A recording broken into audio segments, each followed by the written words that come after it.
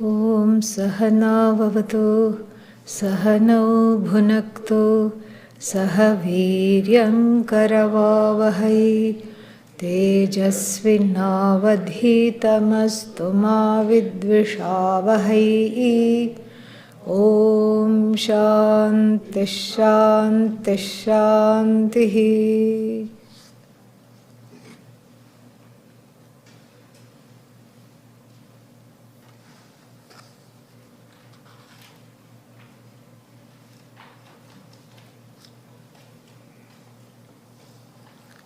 (15 and 16). Shakya sarvanirodhena samadhiryoginam priyah tadashaktau kshanam ruddhva Shraddhalur brahmatatmanah Shakya sarvanirodhena samadhiryoginam priyah tadashaktau kshanam ruddhva Shraddhalur brahmatatmanah Shraddhalur brahmatam swasya Chintayet buddhivrittibhihi Vakya-Vrittya yatha shakti Jnatva hyabhyasyatam sada Shraddhalur brahmatam swasya Chintayet buddhivrittibhihi Vakya-Vrittya yatha shakti Jnatva hyabhyasyatam sada.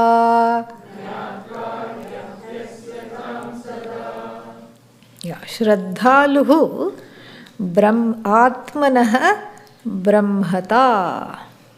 Atmanah, of oneself. Brahmata. What is brahmata? Brahmanness. Brahmata. We have two suffixes. Tva, like manushya, manushyatvam, tva, and then ta, manushyatvam and manushyata. Ta is feminine here, so brahmata, brahmanhood, brahmanness. So may one, so either you become a yogi. What is dear to yogis? Samadhi, which is dear to yogis. You have a, what is that called, a path here, a yogic path, training the mind, etc. to have what? No thoughts. And gradually get to a thoughtless state, or in order to, as we saw earlier, opt out. What do you do to opt out? You fulfill two conditions. You continue to practice as you can, seeing your own glory, that your glory is there with or without thoughts. Without thoughts, that glory is palpable because there is nothing to complain about. So you can look at the thoughts and be the witness to the absence of the thoughts, and increase that length of time gradually. Have a say over the ways of the mind, and let not the tyranny of the mind catch you in its spell. So that is one of the conditions. The other one was to become a Shraddhalu. Both these are there. It's not one or the other. Both these are important qualifications. So here the qualifications of Shraddha and Samadhanam, Ekagrata, focus, attention. Ekagrata means one-pointed attention of the buddhi is what is being talked about. And Shraddha, as I said, is a wonderful quality. It is something that needs to be cultivated. It is a trust. We saw this earlier, the definition according to the Viveka Chudamani, etc. It's a trust pending understanding. Because this is not a belief-based system. There's nothing to do with belief. I believe I am Brahman. What do you get out of it? A migraine, that's all. That's all you get out of it. Nothing else comes. A migraine that I wish was somebody else's grain. But unfortunately it is mine and I have to bear it. So this is not based on belief. This is just we saw. It's a resolution of an equation which resolves into the I, and that is what has to be understood. But till the understanding comes, one is open to the pramana. That openness to the pramana is called Shraddha. The openness to Shastra and the Guru who amplifies the message of the Guru, who just amplifies the pramana. The Guru doesn't have anything else to say, nothing new. It's all a shameless plagiarism of the Upanishads all the time, without even copyrights given. That's what every teacher does, shamelessly plagiarizes the Upanishad, because that's what is there to do. And then when you study the Upanishad, where do you get the teaching? Where is the source? You look at the Keno Upanishad. And in the Keno Upanishad, the teacher says, we don't know how to teach this. We really only rely on that which our teachers have taught us. The teacher in the Upanishad also says that. Yenastad vyacha chakshire. Whatever they taught us, we are teaching you. So that teaching is a pravaha, a flow from teacher to student, who then becomes teacher, who then teaches other students, who then becomes teacher, etc., etc. And all this is, in all this, the parampara is intact regardless of the body, mind, sense, complex limitations of any teachers. This is important to know. Because one can say, oh, they might have been a quote-unquote bad teacher in the middle of the lineage. Would not have that spoiled the knowledge? No, because the knowledge is not teacher-centric. It is not personality-centric. It is pramana-centric. And so therefore, it is not a cult. This is what does not make a cult. This is the beauty of it. This is the beauty of the tradition. Because it is not centered on one individual or one individual's message. The message of that individual goes back 1,000 years and has already come through thousands and thousands of mouths and has gone and reached thousands and thousands of ears. So there is no pressure to try to excel. There is no pressure to try to be something else. There is nothing to be. It is, it is enough if one is Brahman. That is plenty sufficient. Nothing more to be. Nothing to gain. Nothing to lose. And since what is to be revealed is you see it. As it is being revealed, you see it. And this is what is called Laghu-Vakya-Vrtti. That is going to come here in verse number 16. So, this Brahmata, one's own Brahmata, Atmanaha Brahmata Shraddhaluhu. We have to add a few things to complete the sentence. So, Vidyat, we can say, may the person know. Sa Brahmata, that Brahmanness, Atmanaha Shraddhaluhu Vidyat. May the Shraddhalu learn this, study this, understand this. And for that, of course, what is needed is Shraddha. So trust in the teacher and trust in the knowledge is what is Shraddha. Sounds easier than, sounds very easy. But there are certain problems. Why? Because everybody, regardless of where one is from, has experienced a lack of trust just by the fact of growing up. If you grow up enough, the trust is gone. As a child, totally helpless, completely trusting, cannot even turn over without help, totally dependent on the guesswork of the new mother and father who don't know why the child is crying. So after a lot of experimentation, is it nappy change, is it food, is it colic, etc., etc. So by what is called Parishesha Nyaya, the law of whatever is left over, if it can't be this, it is this, if it can't be this, it is this, the parents arrive at some way of trying to soothe the child. And this continues.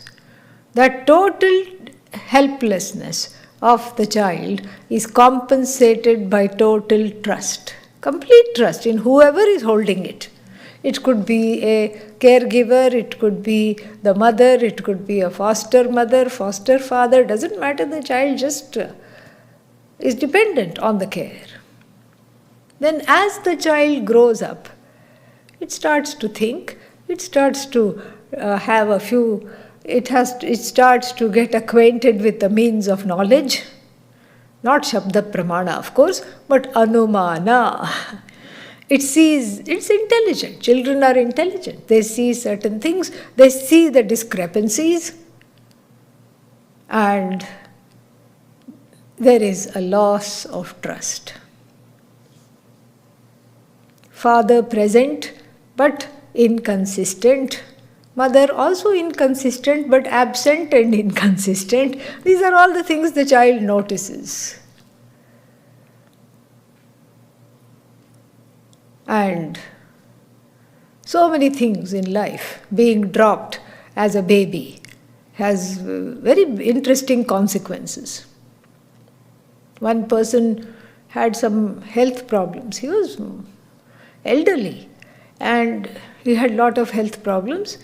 And so I suggested that he go to some Ayurvedic doctor. Then afterwards I followed up with him. What did the doctor do? Did he order any tests? What happened? He said, no, he just gave me some oil to apply on the head. I said, oil to apply on the head? So simple? He said, yes. I said, how did this happen?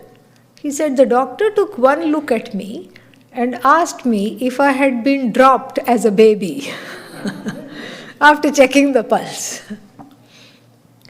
And then a strange thing happened, he said. I was there, a grown man. I had no memory of being dropped as a baby, but I promptly burst into tears. And the doctor said, yes, you must have been dropped as a baby, and gave this oil which has been very helpful. So like this, there are so many things in the past that have contributed to loss of trust. And Pujya Swamiji's, everlasting example, of course, stands out in this. Baby is 2 years old and a huge cockroach comes. Of course, this story is set in southern United States or in India or in some tropical place. Huge cockroach comes. It has never seen a cockroach. The 2-year-old jumps on catches hold of the mother's skirt. Oh, look at that. It can't even speak. It's afraid. And the mother just lets go of the child and jumps onto the dining table. And I'm adding to the story, calls the father on the cell phone from the safety of the dining table. Father doesn't come in at all. Father from the other room calls pest control. And the child here strangely feels, oh, they have let me down. They are supposed to take care of me. They are supposed to be there for me, and what have they done? They have gone, they have abandoned me. And they are not here at all.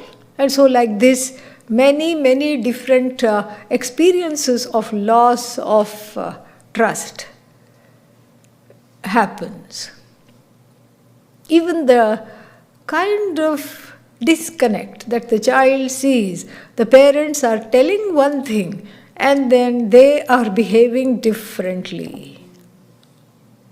Every child is told, do not tell lies. And then sometimes the child is made to lie on behalf of the parents. Tell them I'm not here. Somebody shows up at the door. And what will the child say? Dad is saying to tell you that he's not here. And the child gets scolded for this. Who told you to do this? These discrepancies, there is a loss of trust, loss of trust, loss of trust, loss of trust, continual loss of trust. That's how one becomes a jaded, faded jiva completely. Doesn't want to, there is suspicion all around. One dare not trust ever again.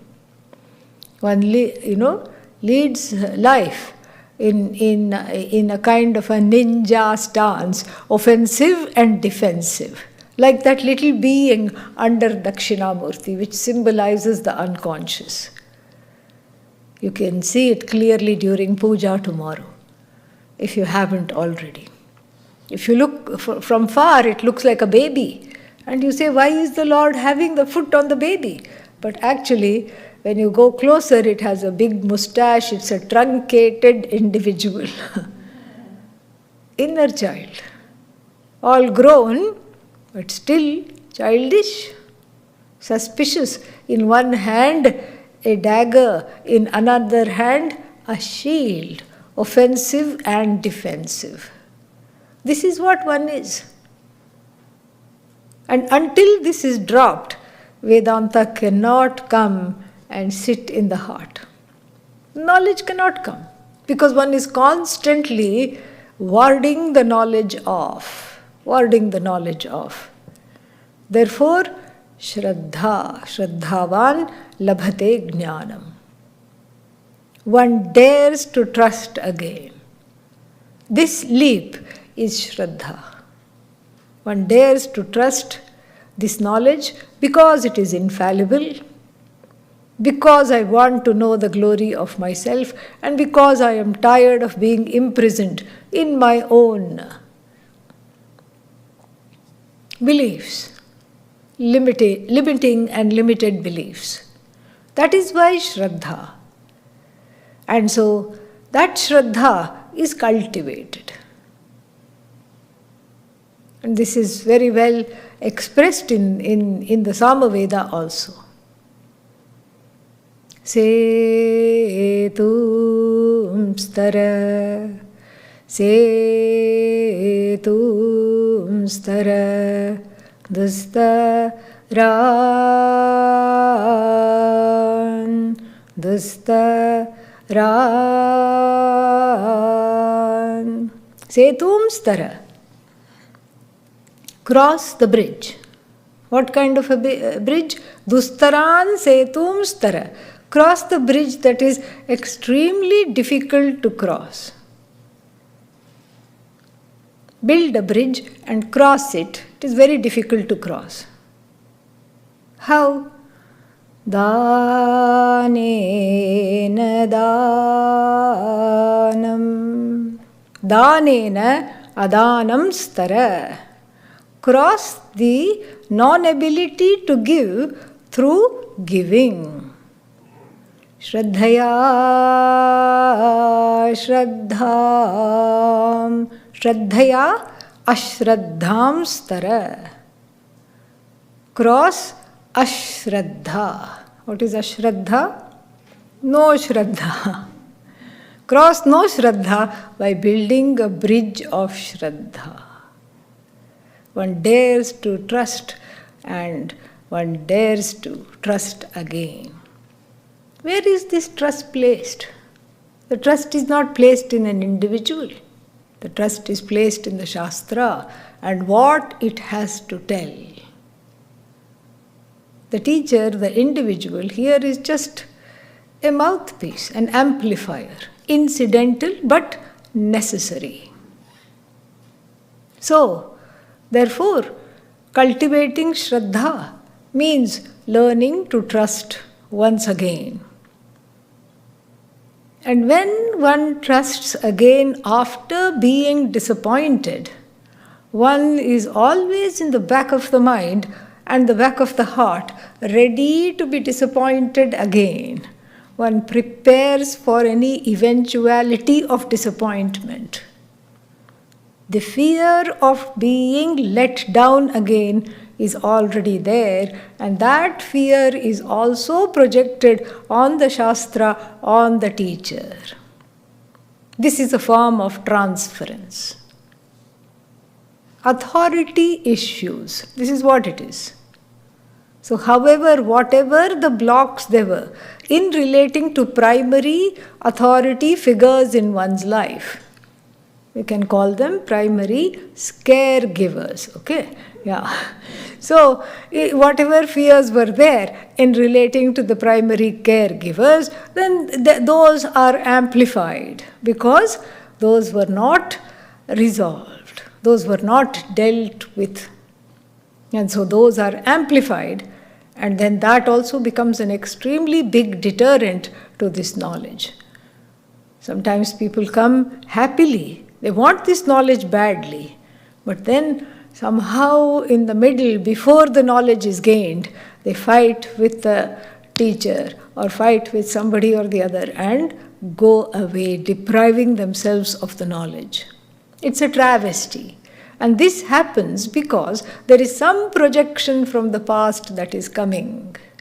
That is why all our Shanti mantras are designed to ward off these kinds of obstacles. The Krishna Yajurveda Shanti mantra ends with Ma vidvishavahai. May we never hate one another. Hate? What is there to hate? How can a teacher hate the student? How can the student hate the teacher? But the hate here contextually has to be defined as misunderstand one another because of certain unprocessed raw materials, etc., etc., etc. Some projections in the heart that haven't been understood, that haven't been inquired into, that haven't been resolved. Ma vidvishavahe. We ask Bhagavan, let this teaching situation be a holy and sacred space for the free flow and the free absorption of the knowledge, where individual issues like distrust, suspicion, fear, etc. don't come in the way. And the Shanti mantra for the Samaveda also says this. Maham brahma nirakuryam, mama brahma nirakarot. Ma aham, may I not, brahma nirakuryam, reject Brahman. This is the prayer, very powerful prayer. If you are Brahman, why will you reject Brahman? As though reject Brahman in engaging in acts of self-sabotage or worse, self-denial. I don't know which is worse. Both are pretty bad. So acts of self-denial, acts of self-sabotage constitute the denial of the fact that one is Brahman. This is iterated by the Taittiriya Upanishad also. Asanne vasabhavati asad brahmeti veda chet asti brahmeti ched veda santamenantato viduriti. Asat eva saha bhavati. That person becomes as good as asat. Asat means what? Non-existent. Here. Not Sat. Non-existent. Sat means existence.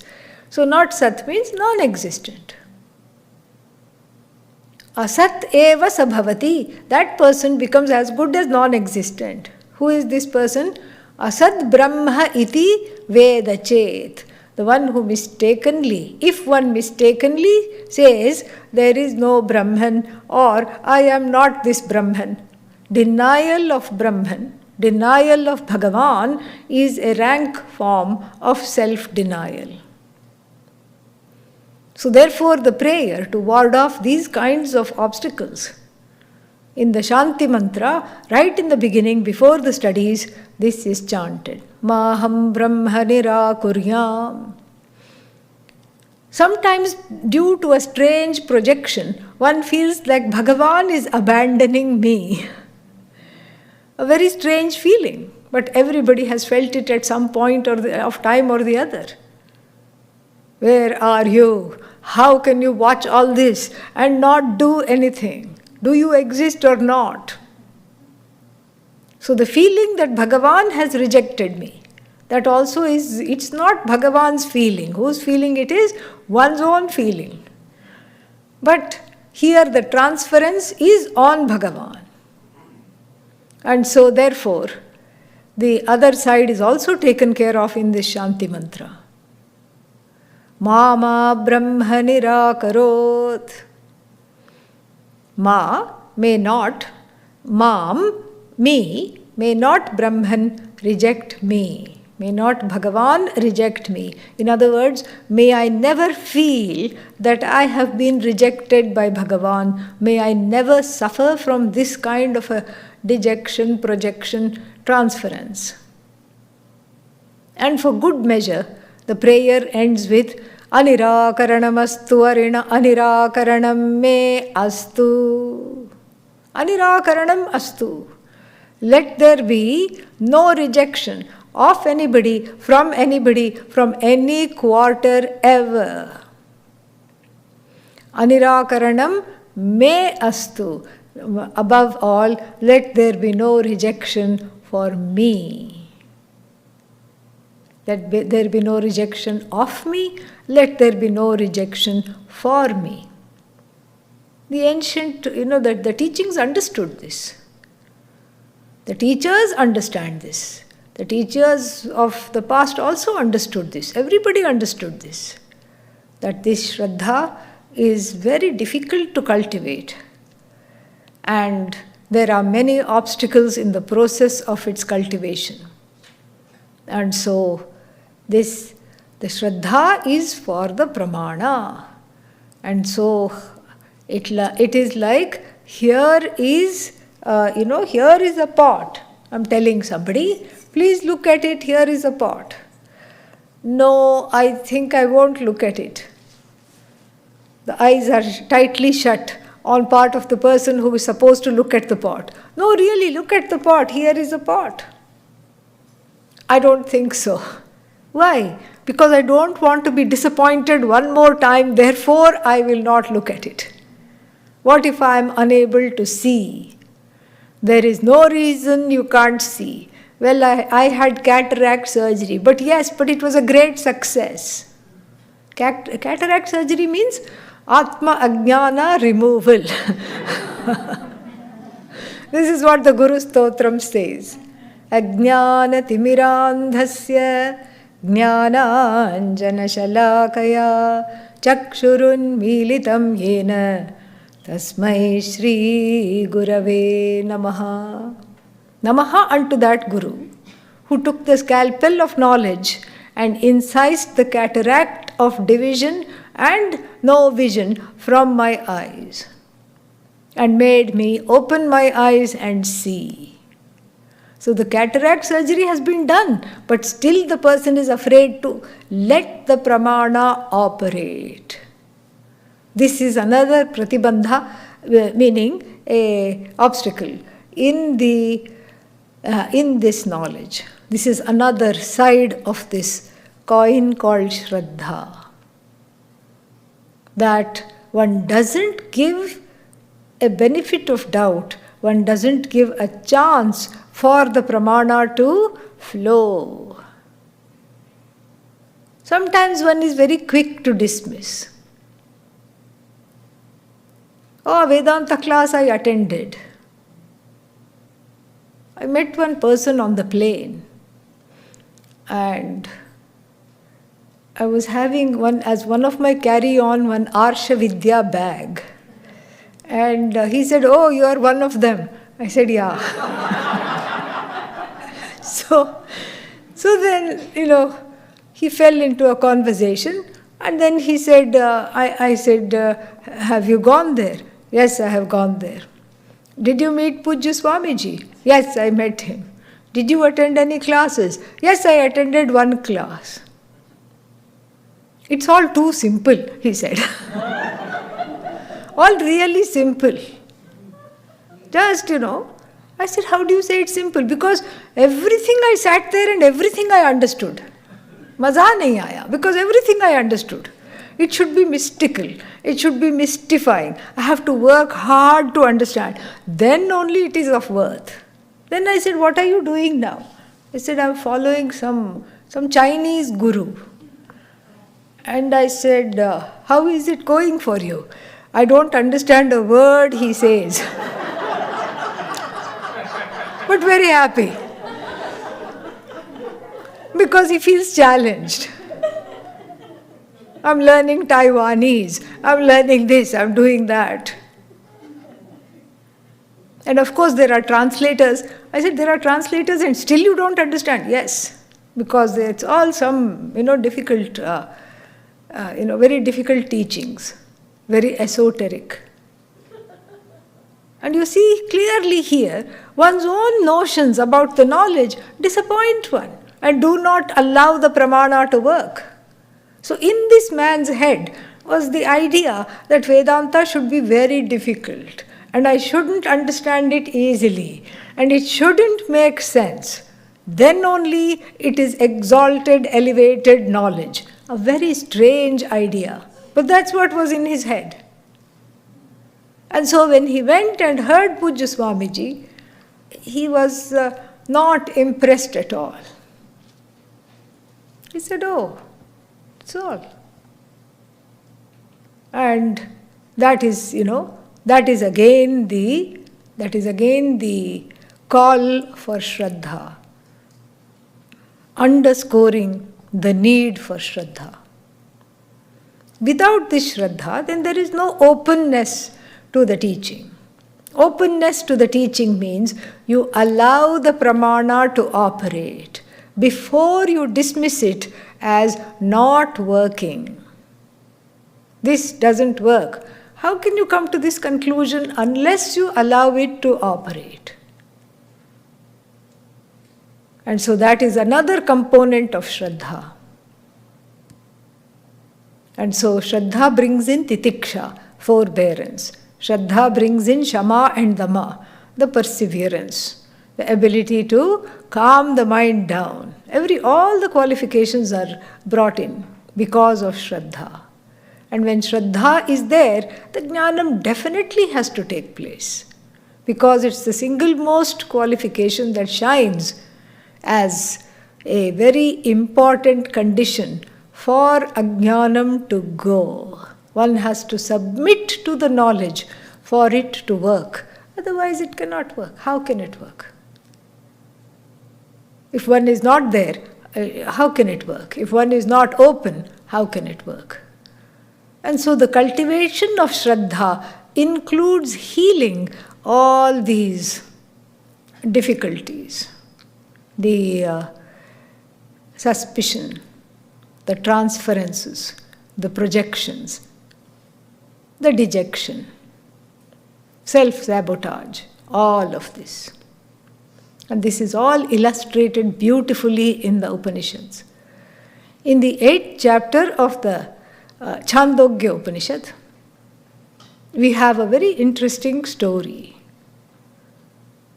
Prajapati, the guru of the celestials, was giving a talk somewhere.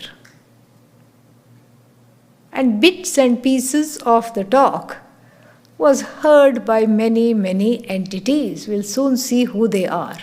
But first, Prajapati said this: Atma apahata papma. Atma is free of all papa. Vijaraha, doesn't grow old. Vimrityuhu, is not subject to death. Shashvataha, and it is the cause, it is ever there, ever present. It is the only source of existence, and it is the cause of the universe, the cause of everything. There were some asuras fighting in the street. They heard bits and pieces of this. Atma apahata papma. And there were some devas also in the audience. They heard this too. And they said, this is something worth exploring. So the devas appointed Indra as their representative to go to Prajapati's ashram and gain this knowledge. And Virochana, the king of the Asuras, appointed himself, because that's what Asuras do. They don't wait to get nominated. That is why one is an Asura. Asushu ramante, the ones that revel only in the sense organs, that is what Asura is. So they appointed themselves, and then so Virochana and Indra trotted off to Prajapati's ashram. And then what happened? Virochana during this whole time, it's very interesting, does not say a word. He just copies whatever Indra does.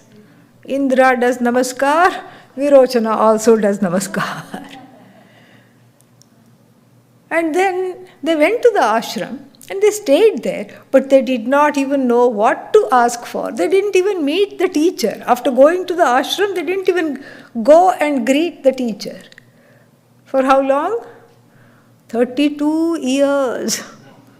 32 years they stayed in the ashram, and they didn't even know what to do. I don't know what they did.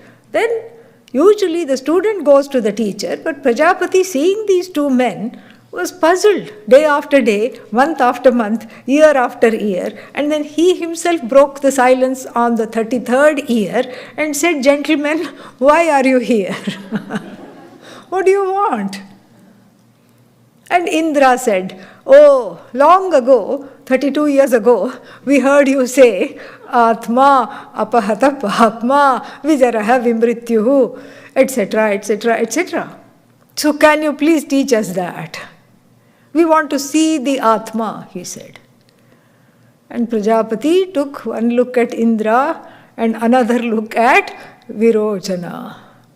Out of the two, who is the Adhikari? Indra, naturally. Next time, let it not take so long. Okay? Yeah. Otherwise, it will be like that Rama Katha story. Ramayana, this Panditji was teaching, and everybody went to sleep. And I told you the reason why people sleep at such events. Okay? Blessings of the sleep goddess, Gudaka Devi. So everybody went to sleep. And there was one young man sitting right in front, taking it all in, nodding his head, wah, wah, clapping, and having tears in his eyes at appropriate moments, being moved beside himself. And at the concluding day, he said, "Panditji, ek prashna hai." There is a question. Panditji is thrilled because the rest of them are, may as well be part of the wall because they are just leaning against the wall and have experienced oneness with the wall for the last 9 days. And so Panditji is very happy. At last, one Shishya, after all these years, Pucho, please ask what? He says, "Well, I have been hearing you talk about Rama, Rama, Rama, Rama, Rama. Yes. And I also heard you talk about Ravana, Ravana. My question is very simple, Panditji. Who is the Asura among the two?" Panditji's heart sank into his mouth, sank into his stomach and got digested also. And sadly he said, "I am the Asura."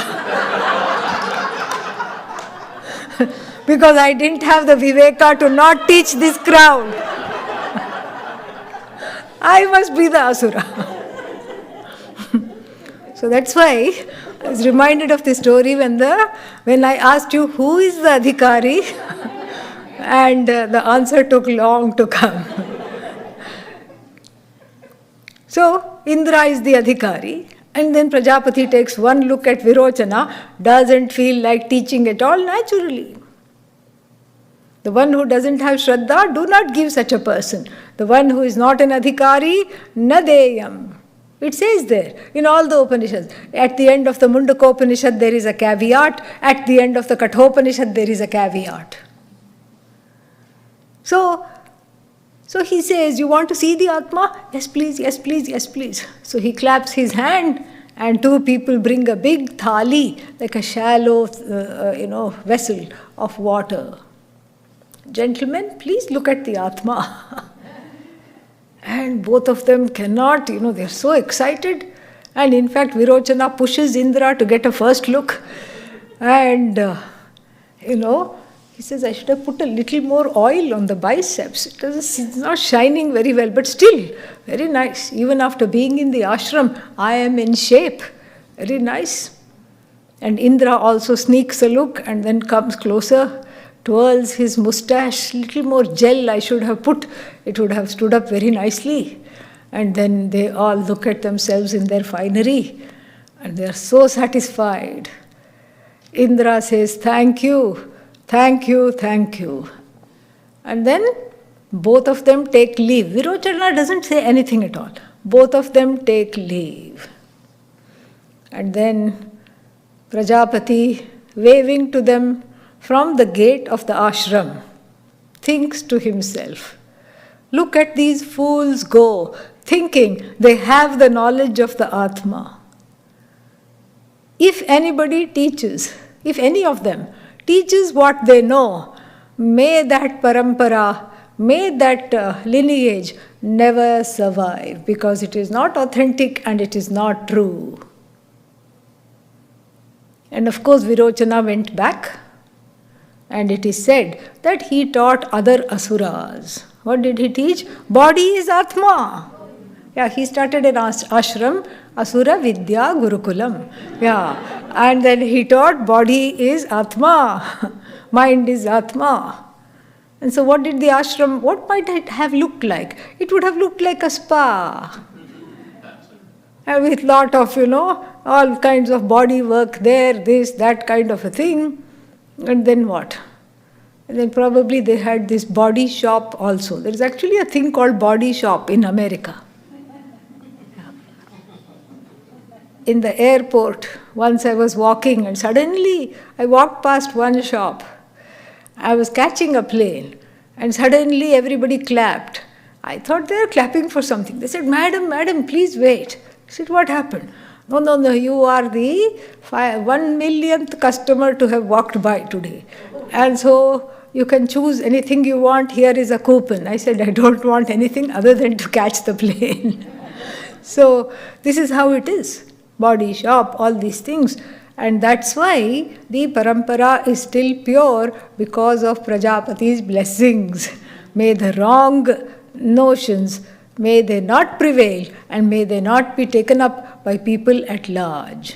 You don't need to go to an ashram to understand that, to get the knowledge that I am as good as the body. That is our capital. We start off with that knowledge. It doesn't need to be reinscribed at all. In fact, it needs to be removed. Now let's see what happened to Indra.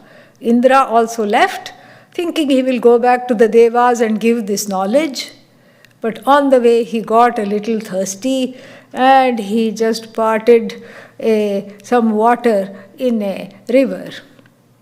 To drink, he saw his reflection and he said, what a lovely Atma, who knew it was so easy. He was reveling in the mistake when the ripples came from the wind and disturbed his image. Having viveka, discrimination, he immediately said, wait a minute, if Atma is never changing, undisturbed, how come there is disturbance here? Why is there disturbance? It should be always the same. I think I have been had. I think I have questions and I need to go back to Prajapati. This time he goes back to Prajapati and stays there for many, many bouts of 32 years. He doesn't understand. One more class after 32 years, very laid back ashram. Another class after 32 more years. So this way he spends 100, and then lastly Prajapati says, spend 5 more years with me. 105 years he spends at Lord Prajapati's ashram so that he can become an example to us all to know that this is a committed pursuit. And we should not worry how long it will take. It's not meant to cause dejection that, oh, Indra took 105 years, I have no hope. That's not the idea. The idea is, even as someone as exalted as Indra needs to go through this teaching. And metaphorically, this is very interesting because Virochana is like a shadow of Indra. Whatever Indra does, he does. And the Upanishad will never give him a speaking role because he's an asura. We don't want to broadcast the words of the asuras. That's why even in the Bhagavad Gita, Duryodhana is, referred to in the third person. Sanjaya uvacha, check, yes. Dhritarashtra uvacha, yes. Arjuna uvacha, yes. Sri Bhagavan uvacha, of course, but never Duryodhana uvacha. Never. Same thing, same reason here. Virochana is not given a voice. Also because Virochana is another side of Indra that Indra has to lose. That inner child, the suspecting, the non-approving, the suspicious, the non-trusting inner child. And until that has gone, it is not possible to gain this knowledge. So the unconscious is taken care of through all means possible. It's not banished, it is reparented, it is integrated into the adult. That is how one makes sure that, that one person comes for the knowledge. Usually what happens, 2 people approach the teacher for the knowledge. One wants attention, love, and a pacifier, and the other one wants the teaching. So therefore, that is how Pujya Swamiji could do this very, very well. He would have the Shastra in one hand and the pacifier in the other, and he would be able to teach. That was his forte. And so this is something to assimilate, to reparent the inner child, by whatever means. And we have discussed some of these means during the satsangs. Writing it out, yoga, therapy, whatever it takes to integrate the inner child into the adult is what is extremely important. Without that, there is no, this Shastra cannot bless at all. So, let us look at the verse again. Shraddhalu brahmata atmanah vidyat. And then the next one, Shraddhalu brahmatam swasya. Shraddhalu, the one endowed with Shraddha, swasya brahmatam. One's own brahmanness, brahmanhood. Chintayet. Chinta in vernacular languages is translated as worry. Here it's not worry. May one contemplate. How? Buddhi-vritti bhihi. Along with the help of the words of the Shastra, which are in the form of the vrittis, thoughts in the mind. So, just like this is asangoham, this is a vakya for contemplation. So, there is a slight difference here. The text is moving a little bit from meditation to nididhyasana, contemplation. What is the difference? In meditation, it is mantra repetition, we have seen that. And we have also seen samadhi, thoughtlessness, cultivating the mind to have some kind of a experience of thoughtlessness, to understand nirvikalpam brahma. And then we have discussed shraddha at length. And then here what is now where it is going, where the teaching is going, is towards the contemplation, practice of contemplation. Nididhyasana does not produce knowledge. So one does not contemplate in order to produce the knowledge. That is not the purpose of nididhyasana. Then what is the purpose? The purpose? So the purpose of nididhyasana is to assimilate the knowledge at the level of one's actions, so that there is no discrepancy, there is no distance between what one knows and how one behaves. That is what nididhyasana is. It's a reorientation from the habitual ways of being. Because the habitual ways of being come under the rubric of the gunas. Rajas, tamas, all these things. Suddenly anger comes, suddenly some thoughts come.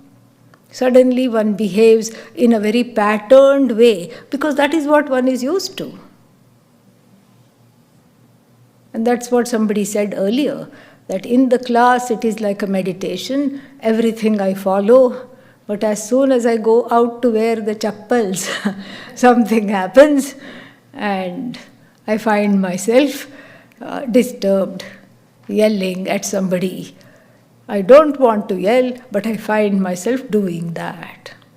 It's not because one doesn't know, one knows. And one is continuing to study, so one is knowing this. But there is a disconnect at the level of behavior, at the level of one's actions. The actions do not match what one knows. This is what is called habitual orientations. The orientations have come from a long time. They in fact precede Atmajnanam, so they still hang around. Even after Atmajnanam, they can hang around. So Shravanam is the Mukhya sadhana, the only sadhana for dispelling Atma Ajnanam, self-ignorance. Shravanam, listening to the teaching in a committed way, a committed exposure to this knowledge is the way to overcome Atma Ajnanam. Then, if there are doubts, then Mananam is talked about. Mananam means samshaya removal of all kinds of what is pramana, why should I expose myself to the pramana, what is Brahman, how do I know I am Brahman, all these doubts. And then, if that is enough, then nididhyasana is not needed, but if the old orientations persist, one is not behaving in line with the knowledge, one is not behaving exactly how what one knows. That gap is bridged by contemplating upon the words of the Shastra that one has already been taught and that one knows. Asangoham, Satchidananda Swarupoham. All these are, what is that? These are the nididhyasana vakyas. And an excellent nididhyasana vakya is Aham Brahmasmi. I am nothing but Brahman alone. And that before these classes would not have made sense, but after studying this Laghu-Vakya-Vrtti or Brihadaranyaka Upanishad, then it makes sense. When you say Brahman, it is not some gobbledygook, it actually means something. And then so that Brahman I am is repeatedly seen. And that is what is called Nididhyasana, contemplation. So may the one endowed with Shraddha, Swasya Brahmatam, one's own Brahmanness, nature, Chintayet. May one contemplate upon one's own essential nature, with or without the thoughts. How can you contemplate without the thoughts? Definitely with the thoughts. And what kind of thoughts? Thoughts which arise from looking deeply into the words of the Shastra that one has been taught. And that is explained in the second line, Vakya-Vritya. Through Vakya-Vritti. And there is a pun here. So, which kind of Vakya-Vritti? This Vakya-Vritti here that we are studying, Laghu-Vakya-Vrtti, or through the thoughts, through the teachings, Mahavakya-Vritya, through contemplating on Aham Brahmasmi, Ayam Atma Brahma, Tattvamasi, etc., etc. Etad, Vaitat, all these are Mahavakyas. May one contemplate, and through the Vakya-Vrittis, through the Mahavakya-Vrittis, the Mahavakyas coming in the form of thoughts. Yatha Shakti, Shaktim Anatikramya, Yatha Shakti, as much as possible, as much as one's capacity will permit. Jnatva, having understood this, as much as one's capacity will permit, he indeed abhyasyatam sada. May one always contemplate on the truth. This is not the time to have a sinking feeling, because sometimes when people read this word sada, then oh, how long do I have to contemplate? Oh, this is going to take a long time. How long should I contemplate? What is the answer for that? All the time. Sada. Well, the question comes because one doesn't know what is contemplation and takes upon it as yet one more thing to do. Just like one does not ask the question, how long should I be happy? And please be happy always. If somebody says, one doesn't feel, oh, I have to be happy always. When is it going to end? When am I going to stop being happy? Nobody asks that question. May you always have chocolate cake to eat. Why do you say this? Nobody says. Because these are all seen as pleasant experiences.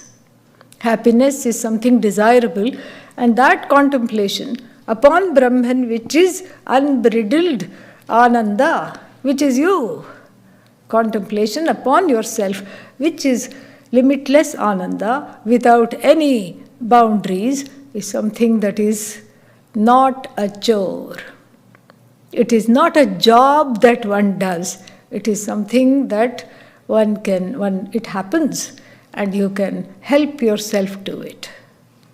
There is also again one of these famous Vedanta paradoxes, catch 22. Contemplation is not really an action. Meditation is an action. You sit down, you meditate, you say, I'm going to sit for such a long time or such a short time, and you meditate, you make a decision. Contemplation is one's nature. One cannot contemplate until one is contemplative. So that is the catch-22. So there, what to do to break this impasse? One cultivates a certain amount of contemplative habits, small contemplation in small measure, even though it may feel a little kritrimam, artificial in the beginning. The idea is one slips into that, one cultivates that contemplative state more and more, which is an extension of one's nature. So in the beginning, if it feels like a chore, one can continue to persist, and then it will become one's nature. Like so many things about Vedanta. That is what it is. More we'll see, I think, tomorrow evening. Om Purnamadav Purnamidam Purnat Purnamudachyate Purnasya Purnamadaya Purnameva Vashishyate. Om Shanti Shanti Shanti. Harihi Om Shri Gurubhyo Namaha. Harihi Om.